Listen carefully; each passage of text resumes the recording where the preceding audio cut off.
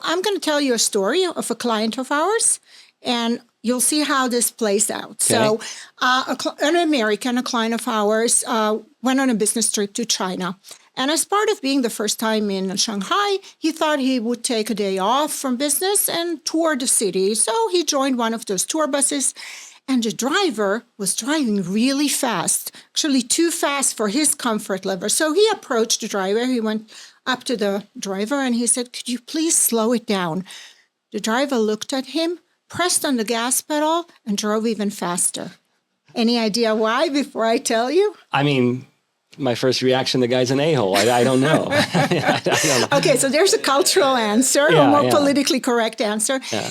There are two elements actually to this answer. The first one being that in China, one of the intrinsic values, not just China, but Asian countries on the whole and some other cultures as well, but in China, one of the intrinsic basic values is what we call saving face, or the opposite of it, losing face, which means that in a communication, in any kind of an interaction, whether it's business or personal, one doesn't want to cause the other one to lose face, meaning to embarrass them or to humiliate them.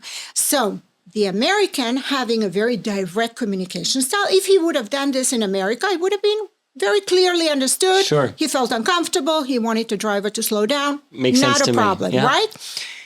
But the Chinese bus driver understood exactly the opposite. He felt that the American didn't trust his driving, and to show that he is a capable driver, He's going to go faster. He's going to go faster. Yeah. Interesting. So what he needed to do is what somebody on the bus, he told us this story later, and what somebody on the bus explained to him is that communication, which is the second element. The first one was saving face. The second one was communication. He was too direct, and he basically insulted out of this saving face thing. Yeah. He insulted the driver.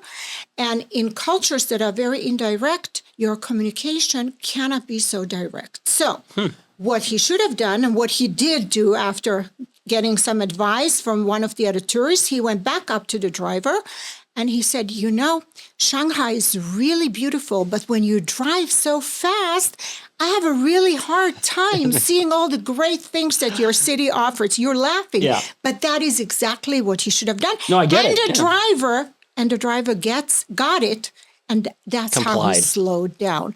So when we communicate with cultures that are different from us, what we need to understand is that our way of talking and understanding context might be totally different.